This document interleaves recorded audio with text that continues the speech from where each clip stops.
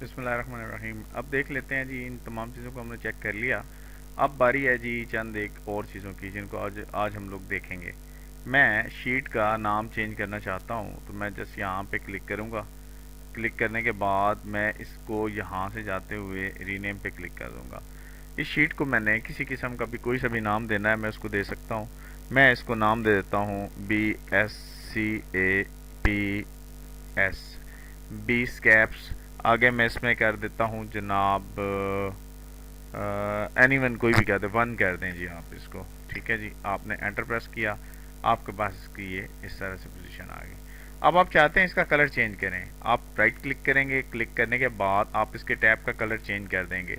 आप एक अपनी मर्जी से एक सिस्टम रख लेते हैं। अब जो काम आपने परफॉर्म कर लिया है, यानी कि जिस शीट पे आपका काम मुकम्मल हो चुका है, आप उसे ग्रीन दे दें, और जिस पे अभी आपका काम रहता है उसे आप रेड कलर या इस तरह का कोई सा भी कलर जो आपका दिल करता है वो आप दे सकते हैं। आप शीट को प्रोटेक्ट भी कर सकते हैं, उसके ऊपर से उसके कोड्स भी देख सकते हैं। वीबीए में जब हम लोग काम करेंगे तो इंशाल्लाह हम लोग इन चीज़ों के मतलब भी बात करेंगे कि किस अंदाज से हम लोग अपना काम जो है या अपनी वर्किंग जो है परफॉर्म कर सकते हैं, और उसके ऊपर फर्दर मोर जो जो चीज़ें भी हैं। तो अभी आज का जो अपना काम है उसको स्टार्ट कर लेते हैं। देख लेते हैं कि आज हमने क्या करना है जी। यहाँ पे आपने सिलेक्शन दी, सिलेक्शन देने के लिए आप यहाँ पे क्लिक करते हैं। आपने देखा है कि इसके, बल्कि यहाँ पे चेक कर लें जी, आप देखें कि आपके इसके जो हैं 3 हिस्से, ज़रा ये ध्यान से देखिएगा। इसके सेल को आपने जिस सेल के ऊपर क्लिक किया है तो इसके 3 हिस्से जो हैं वो तो एक तरह के हैं बिल्कुल, यहाँ पे देखें तो आप। लेकिन यहाँ पे आपको एक ये चीज़ नज़र आ रही है, जब आप इसके ऊपर रखते हैं अपने माउस कर्सर को और फिर इसको नीचे की तरफ ड्रैग करते हैं, तो देखिए ये जगह आपकी फिल हैंडल कहलाता है। ठीक है जी, और यहाँ से आप इसको ड्रैग कर लेते हैं नीचे, तो ये तमाम की तमाम वर्किंग जो है वो परफॉर्म कर लेता है। अब हम इसका जूम थोड़ा सा कम कर लेते हैं और अपनी वर्किंग जो है उसको स्टार्ट करते हैं। आज हमने चंद एक ऐसी चीज़ें देखनी है जिनको मदद से हम लोग अपने फार्मूलाज वगैरह जो हैं वो परफॉर्म कर सकें। फार्मूलाज के लिए मैंने आपको बताया था कि ये कॉलम्स हैं और ये रोज हैं। ठीक है जी, कॉलम्स और रोज। अब अगर हमें इस बात का पता करना हो यहाँ पे खड़े होके कि आपके पास अब आप कौन से नंबर के कॉलम में खड़े हैं या कौन से नंबर की रो में खड़े हैं, अगर आपके पास ये दोनों हाइड हो जाते हैं, आप किसी सॉफ्टवेयर टाइप पे काम कर रहे होते हैं या आपको वैसे फार्मूलाज के मतलब जानना होता है जिस तरह से अभी हम लोग देख रहे हैं। अब मिसाल करें मैंने इन तमाम को प्लस करना है या इन तमाम को जमा करना है, या ये देख लें कि मैं यहाँ पे लिखता हूँ 5 और आगे सेल में लिख देता हूँ 8। अब मुझे इन दोनों को प्लस करना है, मतलब ये है कि मैंने इन दोनों को जमा करना है। तो मैं इनको जमा करने के लिए यहाँ पे नीचे लिख देता हूँ 5 जमा 8 और इंटर प्रेस करता हूँ, तो ये तो उसने कोई और ही वैल्यू मुझे दे दी है।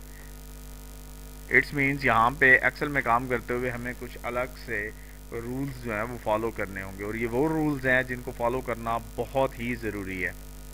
सो रूल्स की बात करते हैं। रूल्स में आपको मैंने जिस तरह से अभी बताया, थोड़ी देर पहले भी आप लोगों को ये मैंने अर्ज की थी कि बी और ये 10 नंबर है, ये जो कुछ भी है, मतलब कॉलम्स और रोज, ये मिलकर क्या बनाते हैं, सेल बनाते हैं। और सेल को क्या दिया जाता है जी, यहाँ पे नंबर C13। आपने अलजबरा पढ़ा होगा, तो अलजबरा के अंदर a प्लस बी किया जाता है, या a की 2 प्लस b की 2 किया जाता है, या x की 2 प्लस y की 2 किया जाता है। यहाँ पे आपने अलजबरा के रूल को फॉलो करना है। मैं यहाँ पे सादा सा काम करता हूँ, मैं यहाँ पे लिखता हूँ is equal to. Is equal to means बराबर है किस चीज के, मैं कहता हूँ B14। ठीक है जी, ये B14 जो है ये बराबर है किसके, ये वाला सेल यानी ई के ऊपर हम लोग काम कर रहे थे। ध्यान से देखिएगा, हम लोग किस सेल के ऊपर खड़े थे, जिस सेल के अंदर हमें रिजल्ट चाहिए, E13। ठीक है, E13 या E13 नहीं करें आप, कोई सा भी और सेल करें, आपकी अपनी मर्जी है। C12 कॉलम C रो 12, ये रो 12। आपको इसके अंदर इसका आंसर चाहिए। ठीक है, आप टोटल कीमत कहीं पे भी जनरेट करते हैं, आप कहते हैं कि जी टोटल कीमत जो है वो हमें मिल जाए। ठीक है, तो आप क्या करते हैं, आप लाजमन बात है एक सेल या एक किसी भी बुक के ऊपर किसी चीज के ऊपर उस चीज को देख लेते हैं और उसके ऊपर उसको परफॉर्म करते हैं। मैं कहता हूं इज इक्वल टू ये 5 सेल जो है, ये सेल रेफरेंस मैं दे रहा हूं, प्लस का साइन लगाए हैं, साथ में इस 8 का साइन लगा लें, आपके पास आंसर आ गया 13। और यहाँ पे मैं वैल्यू चेंज कर देता हूँ, मुझे याद आया ओहो ये 15 नहीं था, ये तो 45 था, मैंने 45 किया तो ऑटोमेटिकली यहाँ पे जो है वो चेंज हो गई है। अगर आप यहाँ पे ध्यान से देखें फार्मूला बार में, तो फार्मूला बार के अंदर वो किस किस को जमा कर रहा है, वो जमा कर रहा है B14 और B15 को, लेकिन मैं तो कह रहा था कि 5 और 8 को जमा करो। तो अब हम इसको रिपीट करके देखते हैं। मैं कहता हूँ इज इक्वल टू 45 और 8 को जमा करो, ठीक है, ये वाला 8 जो है ये मैंने देखा और मैंने इस पे 53 कर लिया। लेकिन बाद में अगर इसकी वैल्यू चेंज हो जाती है, मिसाल करें इसकी वैल्यू ये आ जाती है, तो यहाँ पे कोई भी चेंजिंग नहीं होगी। मतलब ये कि हमें दोबारा से अपनी तमाम की तमाम वर्किंग जो है वो परफॉर्म करनी होगी। हम एक फिक्स वैल्यू को हरगिज इस पे नहीं करेंगे, हम लोग सेल का रेफरेंस देंगे, और अगर किसी सेल के रेफरेंस को हमें फिक्स करना होता है तो उसको हम लोग क्या करेंगे, F4 की मदद से हम लोग उसे फिक्स कर देंगे। तो अब हम लोग दोबारा इसको देख लेते हैं। मैं कहता हूँ इज इक्वल टू कोई सा भी सेल, फॉर्मूला हमेशा स्टार्ट होगा इज इक्वल टू से, ठीक है जी। मैं कहता हूँ B14, ये B14 है, B14 में से माइनस करो किसको जी, मैं कहता हूँ B15 को, उसने कहा आंसर 7 है। अब मैं यहाँ पे कर देता हूँ 10, मिसाल फॉर एग्जाम्पल, आपके पास आंसर क्या आ गया, आंसर चेंज हो गया। अब मैं यहाँ पे यहीं पे रहते हुए अगर इन्हीं वैल्यूज के अंदर मैं चाहता हूँ, ये मेरे पास ये जो 2 आ रहे हैं, मैंने सादा सा काम किया था, लिखा था आपके सामने, ये देखें आप यहाँ पे ये तमाम चीज़ें आपके सामने आ रही हैं। मैं डबल क्लिक करूँगा तो मेरे पास ये दोबारा से पूरे का पूरा फार्मूला जो है वो ओपन हो जाएगा। देन अगर मैं ये चाहता हूँ कि मैं इसको दोबारा से देखूं, मैं F2 दबा के फिर भी इसको इस तरह से कर सकता हूं, डबल क्लिक करके भी इसको इस तरह से कर सकता हूं। अब अगर हमारे पास ये हैं सिर्फ 2 वैल्यूज, फिर तो आसान काम है, यानी इसको प्लस करना है, माइनस करना है, या एनीवन कोई भी काम करना है, तो इसके लिए फिर आपको एक्सेल की कोई जरूरत नहीं है। हाँ, सॉफ्ट कॉपीज में रिकॉर्ड रखने के लिए आप इसको यूज कर सकते हैं, लेकिन अगर आपके पास वैल्यूज की तादाद बहुत ज्यादा है तो फिर आप क्या करेंगे, क्या ये फार्मूला फिर भी उसी तरह से काम करेगा? इसको भी हम लोग चेक करते हैं कि हम लोग किस तरह से काम कर सकते हैं। मैं इसको ख़त्म कर लेता हूँ। मैं यहाँ पे ये मेरे पास ऑप्शन आ रहा है, मैं यहाँ पे इसके नीचे से कर लेता हूँ, थोड़ा सा जूम और कम कर लेते हैं ताकि आपको वैल्यूज़ जो हैं वो कंप्लीट नज़र आ जाए। ठीक है जी, मैं कहता हूँ इज इक्वल टू, अब मैंने लिखा 1 प्लस 2 प्लस 3 प्लस 4, यानी ये सेल्स की वैल्यूज़ जो मेरे पास पड़ी हैं मैं उनको लिख रहा हूँ, plus 5 plus 6 plus 7 plus 8 plus 9, ठीक है, 9 तक की वैल्यू है। एंटर प्रेस किया, मेरे पास 45 आंसर इसका यहाँ पे जनरेट हो गया। अब ये था सादा से जमा करने का तरीकाकार।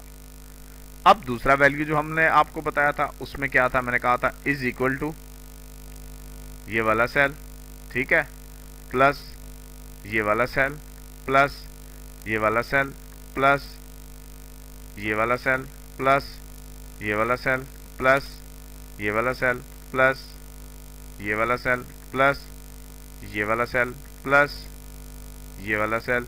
ठीक है जी, आपने एंटर प्रेस किया, इसका भी आंसर सेम का सेम आ रहा है। लेकिन अगर आप देखें तो टाइम तो इस पे भी उतना ही कंज्यूम हुआ है, टाइम तो इस पे भी उतना ही कंज्यूम हुआ है।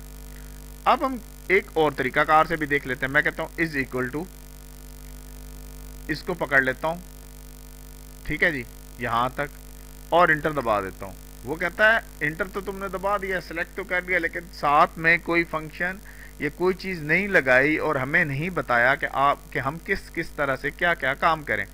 चलो मैं कहता हूं कि मुझसे गलती हो गया, मैं दोबारा ना इसको कर लेता हूं, F2 दबाता हूं, इसको एडिट कर लेता हूं। ठीक है,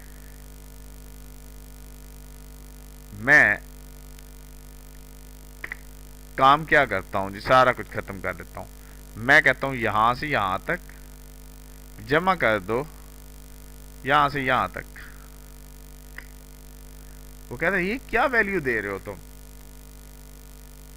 वो कह रहा है हमें कि ये क्या वैल्यू दे रहे हो हम, तुम इस तरह से नहीं हो सकता। हाँ, तुम अगर सिंगल सिंगल वैल्यू दो, अगर तुम सिंगल सिंगल वैल्यू दो तो फिर हम जो है वो इस पे काम कर सकते हैं, अदरवाइज जो तुम वैल्यू दे रहे हो इस वैल्यू पे काम नहीं हो सकता। मैं यहाँ से फार्मूला को इग्नोर भी कर सकता हूँ, अगर आप कहते हैं कि आपका फार्मूला ठीक है तो एरर जो आ रहा था वो नहीं आएगा। अब इसके लिए हमें कोई फंक्शन टाइप करना पड़ेगा, हमें देखना पड़ेगा कि हम लोग इसको जमा कैसे करें। ठीक है, तो जमा करने के लिए हमारे पास जो फंक्शन इस्तेमाल किया जाता है वो होता है सम का। सम करना, जमा करना। मैं कहता हूं इज इक्वल टू SUM, सम मैंने लिखा और साथ में मैंने ये ब्रैकेट स्टार्ट कर ली। वो कहता है वैल्यू 1, ये कहता है वैल्यू 1 बताओ। मैं कहता हूं वैल्यू 1 ये है। आगे वो सेपरेटर की बात कर रहा है, वो कहता है यही है वैल्यू 1, जी वैल्यू 1 यही है। सेपरेटर यानी कि कामा लगाएंगे, कामा लगाने के बाद आप उसे बताते हैं कि वैल्यू 2, मैं कहता हूँ वैल्यू 2 ये है, फिर कामा लगाएंगे। वैल्यू 3 वो कहता है, मैं कहता हूँ वैल्यू 3 ये है, फिर कामा लगा देंगे। मैं कहता हूँ वैल्यू 4 ये है, साथ में कामा लगा देंगे। वैल्यू 5 साथ में कामा लगा देंगे। वैल्यू 6 खत्म हो गई। ठीक है, वैल्यू 7 लिखने के लिए बीच में वक्फा तो देना पड़ता है ना, तो हम लोग कामा लगा रहे हैं। और मैंने कहा वैल्यू 7, उसके बाद भी हमने सेपरेटर ये कामा लगा दिया। वैल्यू 8 हम लोगों ने उसके बाद भी एक कामा लगा दिया। वैल्यू 9 और उसके बाद कामा लगाएं तो ठीक है, ना लगाएं तो कोई मसला। कामा लगाने की बल्कि लास्ट वैल्यू के बाद कामा लगाने की ज़रूरत नहीं होती। मैंने ब्रैकेट को क्लोज कर दिया, इस ब्रैकेट के अंदर ही तमाम काम हुआ है। एंटर प्रेस कर दिया, आंसर 45 आ गया मेरे पास। लेकिन अगर आप देखें तो इसके ऊपर भी टाइम उतना ही कंज्यूम हुआ है जितना कि दूसरों पे हुआ है। हम लोग दूसरे अंदाज से इसको देख लेते हैं। मैं कहता हूं is equal to SUM sum, bracket start. आप टैब का बटन प्रेस करने के बाद भी ब्रैकेट स्टार्ट कर सकते हैं। A1, ठीक है, ये आपके पास क्या आ रहा है, सॉरी A2, A1 नहीं है, A2 से लेके A10 तक को सिलेक्ट करो। ठीक है जी, सिलेक्ट कर लिया, ये वैल्यू 1 है आपके पास। आप इसको क्लोज कर दो, ब्रैकेट और सम कर लो, आपके पास आंसर आ गया। ठीक है, ये बड़ा ही आसान था। इसको दोबारा से रिपीट कर लेते हैं एक दफा। ठीक है जी, मैंने कहा is equal to SUM sum, tap का बटन दबाएं, आपके पास ब्रैकेट ओपन हो जाएगी। आप इस वैल्यू को कहां से कहां तक को जमा करो। मैं कहता हूं A2 यानी कॉलम A रो 2, वहां से जमा करना शुरू कर दो, या वहां से मेरी सिलेक्शन है, जो भी आगे जमा करना तफरीक करना वो बात की बात है। ठीक है, यहां से मेरी सिलेक्शन स्टार्ट है और ये सिलेक्शन कहां तक जा रही है, ये सिलेक्शन जा रही है A10 तक। वहां जो कुछ भी लिखा हुआ है वो सम कर दो। ठीक है, मैंने क्लोज किया और एंटर प्रेस कर दिया तो मेरे पास ये जो है सम कुछ इस अंदाज से आ गया। अब इससे भी एक शॉर्ट तरीकाकार आपके पास अवेलेबल है, मैं इसे काट लेता हूं। वो शॉर्ट तरीन तरीका क्या है, मेरे पास शॉर्ट कीज हैं जी। मैं कहता हूं अल्टरनेट प्लस इक्वल। जैसे ही मैंने अल्टरनेट प्लस इक्वल दबाया, उसने सम की रेंज एक बना के मुझे यहां पे दे दी। जब ये मेरे पास ये रेंज उसकी बनी हुई आ गई तो ऑटोमेटिकली इसके बाद मैं एंटर प्रेस कर दूंगा, मेरे पास सेम टू सेम वही आंसर आ जाएगा। अब फंक्शंस की बात है तो आप सोच रहे होंगे कि फंक्शंस या इस तरह की चीजें क्या हैं। अब मैं थोड़ा सा नीचे चला जाता हूं या किसी भी जगह पे। अब मैं चाहता हूं जी का ये कॉलम है, ठीक है मेरे पास, या डी पे आ जाएं, A B C और डी कितने नंबर का कॉलम है। मैं कहता हूं इज इक्वल टू, मुझे चेक करना है, मैं फॉर्मूलाज की बात आपको एक्सप्लेन करने लगा हूं। मैं कॉलम लिखता हूं COLUMN, कॉलम, ठीक है, और टैब का बटन प्रेस करूंगा, वो रेफरेंस कहेगा। मैं कहता हूं कोई रेफरेंस नहीं है, मुझे सिर्फ और सिर्फ इसी कॉलम का पता करना है। ये कॉलम नंबर कौन सा है जी, 4। ये कॉलम नंबर कौन सा है, 4। कैसे, 1 2 3 4। अब मैं जानना चाहता हूं, मैं यहां पे काम कर रहा हूं, मेरे पास ये रो जो है वो जाहिर नहीं हो रही। ठीक है, रो मुझे नजर नहीं आ रही। मैं चाहता हूं कि मेरे पास ये रो कौन सी आ रही है। ठीक है, तो रो के लिए मैं कहता हूं इज इक्वल टू फंक्शन, यानी मैं फंक्शंस की बात कर रहा हूं, ROW रो, रोज नहीं लगाना, रोज नहीं लगाना, सिंपल रो लगाना है। रोज के साथ वो फॉर्मूला चेंज हो जाएगा। मैं कहता हूँ रो और ब्रैकेट स्टार्ट ब्रैकेट क्लोज। क्यों? मुझे इसी रो के ऊपर रहना है, मुझे किसी और का रेफरेंस नहीं देना। एंटर दबाया, वो कहता है आप 16 नंबर पे थे। अगर आप चेक करें तो ये आप 16 नंबर के ऊपर ही मौजूद हैं। ठीक है जी। इस फंक्शन के बारे में मेरे ख्याल में आपको हिसाब किताब जो है वो बड़ी हद तक समझ आ चुका होगा कि किसी भी चीज़ को जमा कैसे करना है, माइनस कैसे करना है और तकसीम कैसे करना है। तकसीम, माइनस और इन तमाम चीज़ों के मतलब भी हम लोग एक नई चीज़ जो है वो देख लेते हैं। मिसाल करें, ये 2 सेल्स आपके पास मौजूद पड़े हुए हैं, आप माइनस करना चाहते हैं। आप कहते हैं इज इक्वल टू MIN। ठीक है जी, माइनस करेंगे, ब्रैकेट स्टार्ट। आप कहते हैं जी ये वाला सेल, कॉमा लगाएं, ये वाला सेल क्लोज करें, एंटर प्रेस कर दें। आपके पास आंसर क्या आ रहा है? 10। What is this? ये क्या हुआ? ये आपने MIN का फंक्शन लगाया हुआ है, इस वजह से आपके पास उसका आंसर जो है वो कुछ इस तरह से आ रहा है। मैं इस तरह से नहीं लगाना चाहता। मैं कहता हूं इज इक्वल टू ये वाला सेल, इसमें से माइनस कर दो ये वाला सेल और इंटर दबा दो। आपके पास आंसर कितना आ गया? 5। ये माइनर चेंजिंग और इन तमाम चीज़ों के ऑप्शन जो हैं वो फ़र्क आपको बता रहा था। पहले वाले सेल के अंदर जब आपने देखा है तो उसने आपको डिफरेंस बताया कि इसके अंदर कितने का डिफरेंस आ रहा है? 10 का। अब हमने इसी के ऊपर बात करनी है, हमने इसको डिवाइड करना है। मैं कहता हूँ इज इक्वल टू ये वाला सेल, इसको डिवाइड कर दो, डिवाइड का ऑपरेटर लगाएं इसके ऊपर। आपने एंटर प्रेस किया, 1.5 उसने आंसर आपको जनरेट करके दे दिया। ठीक है जी। उसके बाद और भी आपके पास बहुत सारे फंक्शंस हैं। आप प्लस कर सकते हैं, आप माइनस कर सकते हैं, आप इसको मल्टीप्लाई कर सकते हैं। आप कहते हैं इज इक्वल टू ज़िर्ब देने के लिए मैं कहता हूँ ये वाला सेल, इसको इसको मल्टीप्लाई करो इसके साथ। आप एंटर प्रेस करेंगे तो आपके पास ये आंसर जो है यहाँ से जनरेट होके आ जाएगा।